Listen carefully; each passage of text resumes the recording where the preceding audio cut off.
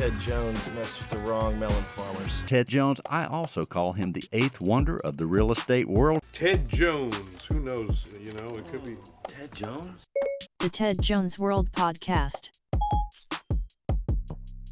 Yo, what is up, and welcome to the 39th episode of the Ted Jones World Podcast. I am your host, Ted Jones, and I am joined, as always, by my side, I guess my virtual side, producer Pat. Pat, how you doing, bro? What's going on? What's up, everyone?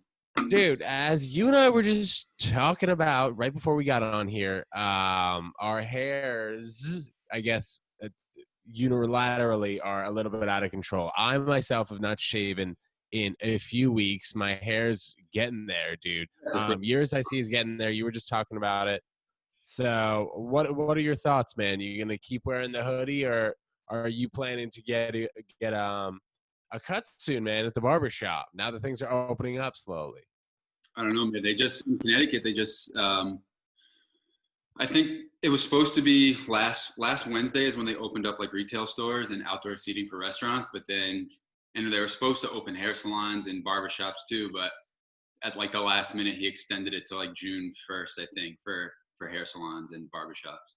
So I guess it's just open to every governor and like how they decide they're gonna deal with this. Pretty much, yeah.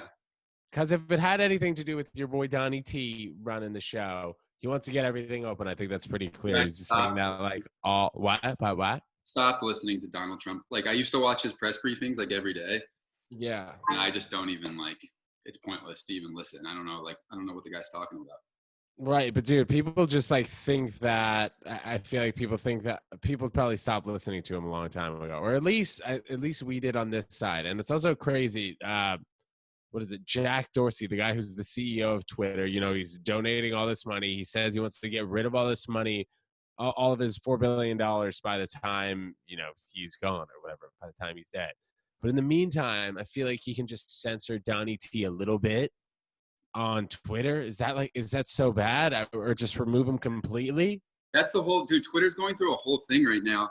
Like all these people want to leave Twitter because they tend to censor like opinions that they don't necessarily align with, like whoever's at the top, like Jack Dorsey and people. They delete tweets, they delete accounts for like.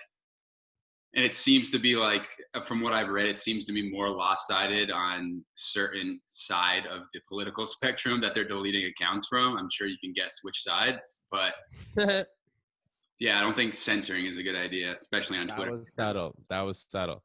Well, I mean, I guess, but at the same time, they have censor on Instagram. I don't know fully about Facebook, but like if we put up too scandalous of a pic or too scandalous of a video, like, dude. Yeah, like nudity. You can't have nudity. But on Twitter, you can. Right. You can post whatever you want on Twitter, but like they're like deleting opinion-based things. Right.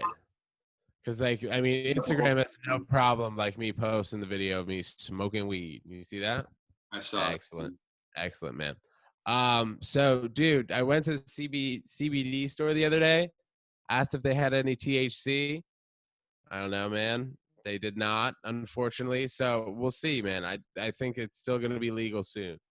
I mean, states are going to need taxes, Pat. Not legal yet? No, not over here. Not over here in New York, I don't believe. You can't buy any THC products. I know. So why'd you ask? That's my point. I don't know. I thought I was being funny. Oh, okay. It was funny. Dude, also, my facial hair situation, let's jump back to that. Should have a razor here today. I've never really had a full buzzer situation. I just usually do it to the bone. How do you do it to the bone too? You got a nice baby face. Like a wet shave? Yeah. Yeah, that's all I do. I don't mess with the machines. Yeah, dude. I mean, I've used the machines before, but they pull my face. So we'll see how I do. I have to definitely trim it up before. Yeah, the machines only work if if it's shorter. Right. Or I guess the clipper type, but the one with the little wheels, I don't think you can use that on long hair. Yeah. We'll see. I mean, whatever. I'm just going to do it just because I'm uncomfortable. I don't really mind the look, whatever. I haven't talked to a chick in 4 months anyway. And I've decided that I think I'm not a player in the online dating game, man. I think if I'm going to meet a chick it's got to happen authentically. If I'm going to meet a significant other, it's not going to happen online. I've decided that. Making tie-dye shirts with my sister here in Long Island. As you can see, I'm wearing a tie-dye shirt. Pretty fresh. I Huh? was gonna ask if it was DIY. Yeah, I didn't DIY it. My sister DIY'd it. Nice. She looked up the recipe, the formula, Yeah. as you may, to to make the tie-dye, but it's cool. And until then, until I meet the right person, as they say, I'll be chilling. And I'm probably not going to make any moves back to Manhattan for a while, Pat. What are you thinking about being quarantined in the suburbs over there? I don't know, man. I kind of want to go back, but I kind of like the thought of going back is just like a little bit daunting. It's like, do I really want to? I don't know, man. It sucks. It's just like I want to go back, but I only want to go back if all my friends are there and if it's normal. I don't want to. I'm not like itching to go back just because it's Manhattan. Like I don't want to have to go. Well, I'm already paying rent, even though I'm home. But if it's gonna be weird and like everyone wearing masks and everything closed, it's like I don't even know. Right. Yeah. I hear you. I feel like it's going to be full mask situation until we can figure out a cure or enough people are able to get tested on the reg and we have temperature checks.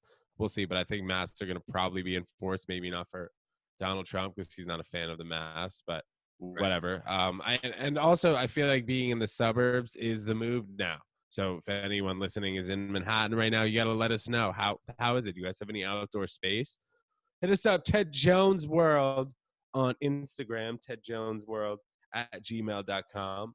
Producer Pat and I, excuse me, just bit my tongue. Yikes.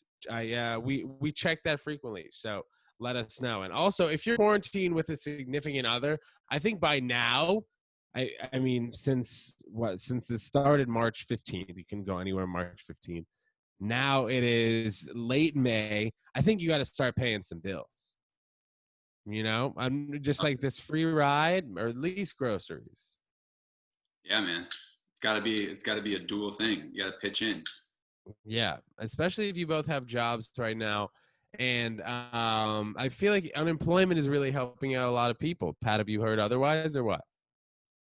I think it has, yeah. I mean, I know people had trouble getting it at first because so many people were applying for it, but I think now Right. Yeah, I think now like we kind of figured it out. And interest rates are low. Donny T wants everyone out buying cars and stuff. So there you go. Pat, so an interesting story in the news. I guess we can call this guy our fellow alumni. I don't know if he graduated. So there's this guy, Peter, who was a bartender at Huskies. We were talking about Huskies with Christy, episode 37, Christy Bear, and we were just talking about how everyone at UConn would go to this bar called Huskies, and now one of the doorman, like guy who checks the IDs, is on the loose. He murdered 2 people, and he had writing all over his apartment at the Oaks, where actually I lived in my junior and senior year. So there's writing all over the wall, and he was like, "What happens when I snap?" So he's on the loose. Pat, maybe we're able to put up a picture of him if you guys have seen him.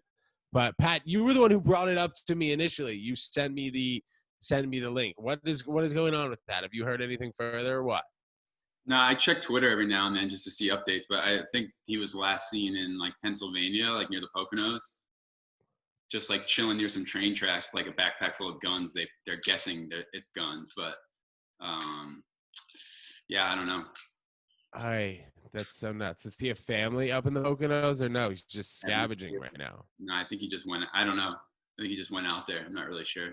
Crazy story. Don't really cover murders on the run, but figures we had to because this guy went to UConn. You know what I'm saying?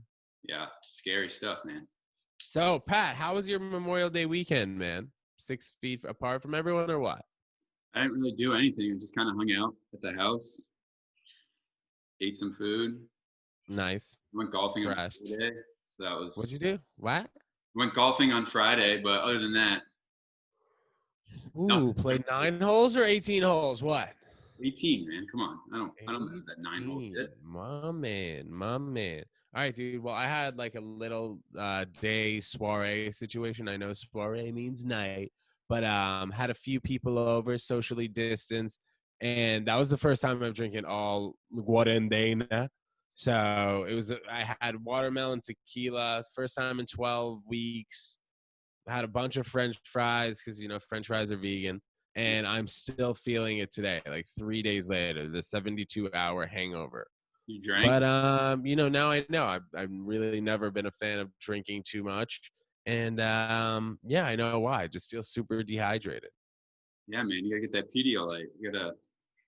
You gotta hydrate pre and post and during.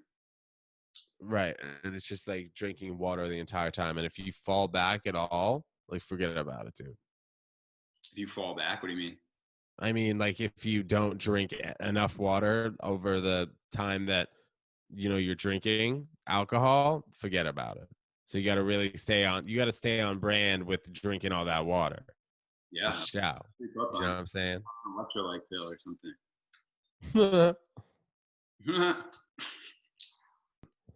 So I don't know how everybody else is really handling the situation in terms of opening up shop. Like you're saying, you won't go back to New York unless it's normal. Now, I think that there's just going to be a new normal, like just in general. Like I follow tennis for the most part, pretty closely. And even in playing tennis, like at these small tournaments that they've put together, like a round robin, they have each player using their own balls. Really? So when it's like time to change serves, you put the balls that you were using back in the basket in like the back left corner. There's no ball kids. There's no crowd right now.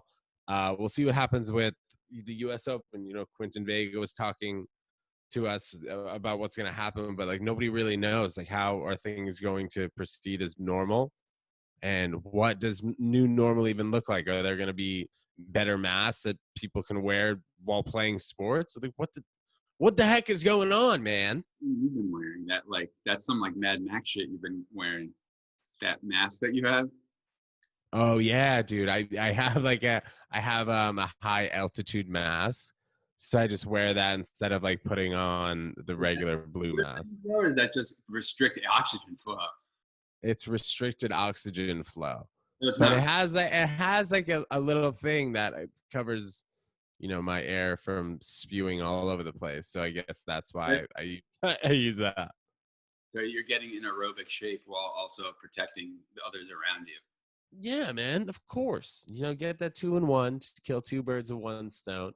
But your dad's on basically the front line, so I'm sure you have access to the tip-top mask. No, No, you buy them from the gas station down the street. what like the N95s or what? Yeah, those ones like definitely aren't legit. The KN95 ones that everyone's using, that like they're like it's like sewn at the end right here. I don't know. Who knows? It's kind of like a duck beak. There you go. Yeah, the duck beak. I'm trying to get those N95 with it's got the little plastic filter thing on it. I don't know specifically which one you're talking about. What? I don't know. You know if you saw it, but they're hard. You can't get them anywhere. The only place you can get them is at a gas station, and who knows where the hell those are coming from. So I feel like they are still kind of running low on certain things. I mean, masks being a huge one, but also paper towels, toilet paper. Production is really not picked up as I thought it would. You can get. I've seen you can get pretty much hand sanitizer everywhere now. It's not like Purell, but it's like I don't know. It's not all of it kills 99%, and that's a huge issue here sometimes when my pops freaks out. He's like, "Oh, you got the hand sanitizer, but it's not 99% killing germs." I'm like, all right, Dad, it's vegan hand sanitizer. Does it have to say 99% for it to kill everything?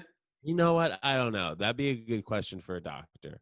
So if any doctors know that whether or not 99.99% of germs have to be killed in order for hand sanitizer or any type of surface wiping sanitizer needs to work, let us know, because I might need to throw that out.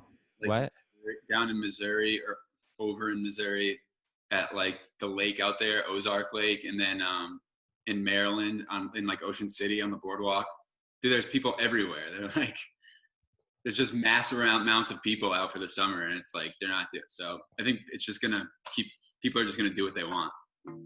Yeah, well, I think with these last 3 months, people have just been really sick of staying inside for sure. And I think that people are just ready to go outside. Even though the virus isn't fully gone, people are ready to, get out there and proceed about their summer. Because Memorial Day looked like it was popping, man.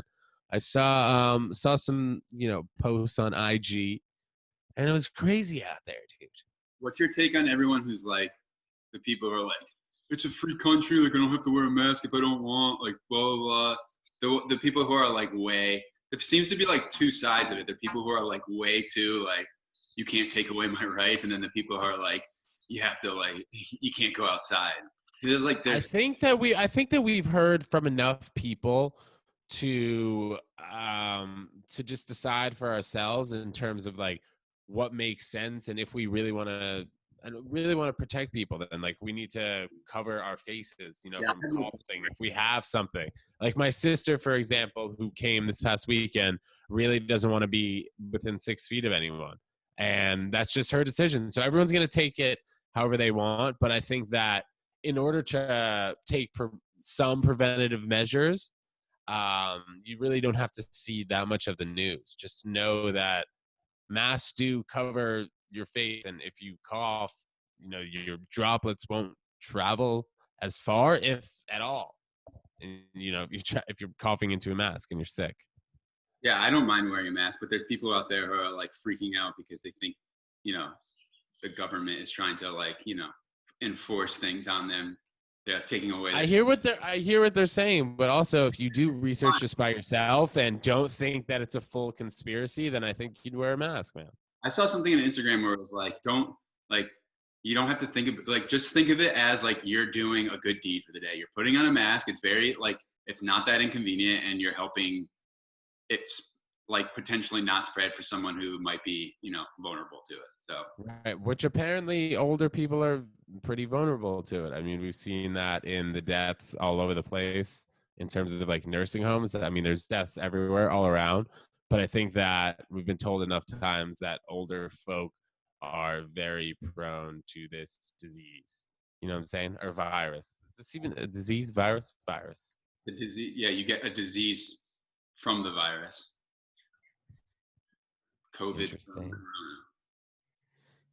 There you go. So with tennis, opening up very slowly at this random guy's house, they had this UTR event that I was telling you, where you put your own balls in the corner. They didn't have ball kids. They didn't have an umpire, or excuse me, they did have an umpire, but he was sitting above the court in full gear with like gloves on, eye mask, and a face mask.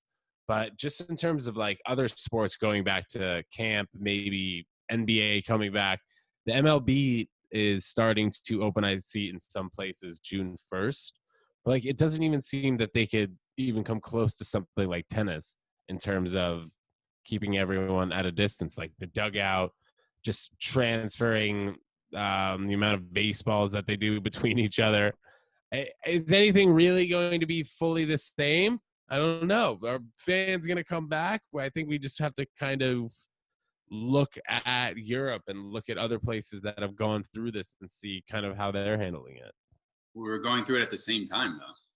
Well, I mean, other places in the world seem to be starting to go back to normal a little bit quicker, like in South Korea, maybe.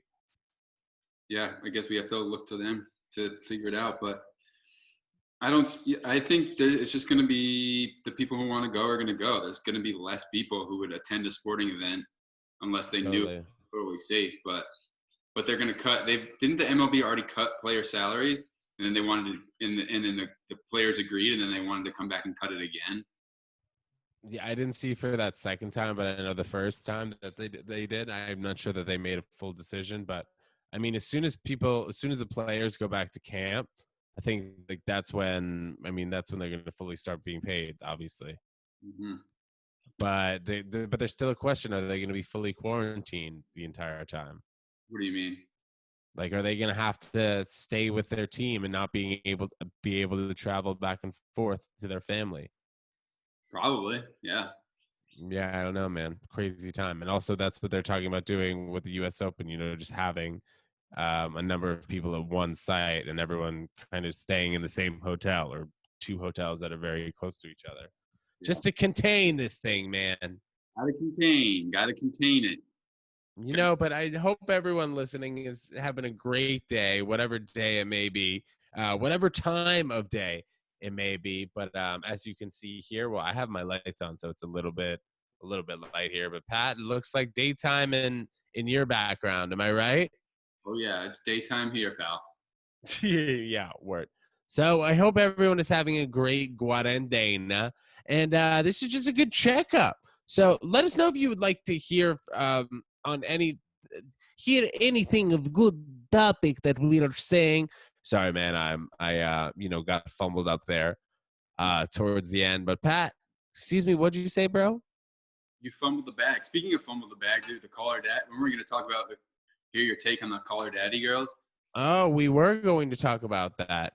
But now, since I guess Alexandra Cooper is back in the mix, there's not going to be much of a caller daddy from now on. Episode by herself yet?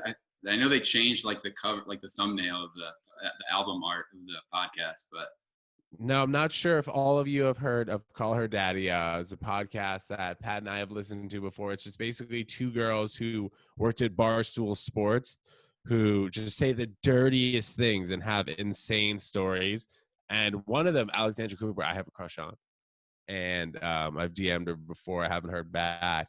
But she probably gets a DMs all the time. So who knows, bro? And then, dude, I saw her on a dating app too. We didn't match there, but likely deleting that app, man. no, you're not. You don't think I'm going to? No. I mean, you might not use it, but you'll still have it. Right. I might not use the app like, on the reg like I usually do, but I might still have it. I might keep it. Anyway, so this girl and another girl, they were friends, broke up over the podcast because they weren't making industry standards. So Sophia, the other girls, like Alexandra and Sophia. Sophia was trying to negotiate a contract to get out of Barstool Sports. Barstool Sports offered them a ton of money, like $500,000-$600,000 for the year, and shortened their contract. But they still said no. So I think that like your girl Sophia, Pat, I know you've said she's cute before. I know you think she's pretty cute. But Sophia, I think, really messed up this podcast, and now she's not going to be going back to Barstool. So, like, who is she going to talk super dirty with on her podcast? This is very dramatic. I don't know. It's going to be interesting. Did you hear, like, Prez did he, like, released it was, like, on Instagram today. Apparently. This is the president of Barstool Sports? Yeah. Or, yeah, not the president, but, like, the founder, I think. Okay. The president now. But anyway,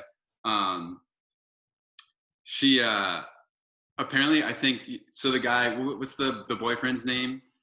That Peter Nelson. This is like an executive for HBO who Sophia was dating, so he like kind of messed up this thing. Yeah, he like was kind of responsible, I think, from what they're saying for her like holding out and trying to like get a bigger bag even though it wasn't gonna happen. Yeah. And like apparently like he screwed up, and apparently like he's he's kind of the laughingstock of HBO beforehand. Like everyone just ragged on him all the time. Then he goes and does this.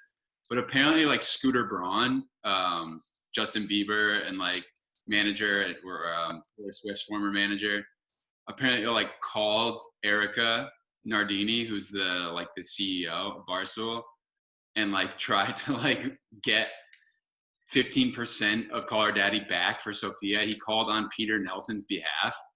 And Prez was like, "Oh, you're gonna try and get Scooter Braun to call me, and it's gonna like make everything better." He was like, "Fuck you!" I was like, "Who cares? You're not getting anything." So like for some reason, Scooter Braun called on like this guy's behalf to try and get like equity back, and they were like, "No way."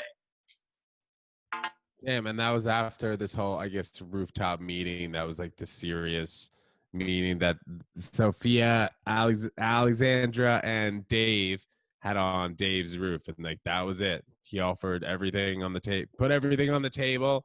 Was like, "I'll give you $600K, yada yada." Didn't hear from them, and now there is only one left. So Pat, you see, moral of the story: you can't be greedy, man. So if anyone ever tries to separate us up, dude, forget about it. Got to secure the bag and keep it. Hold on to it tight. Exactly, Pat. Well said. You know what, Pat?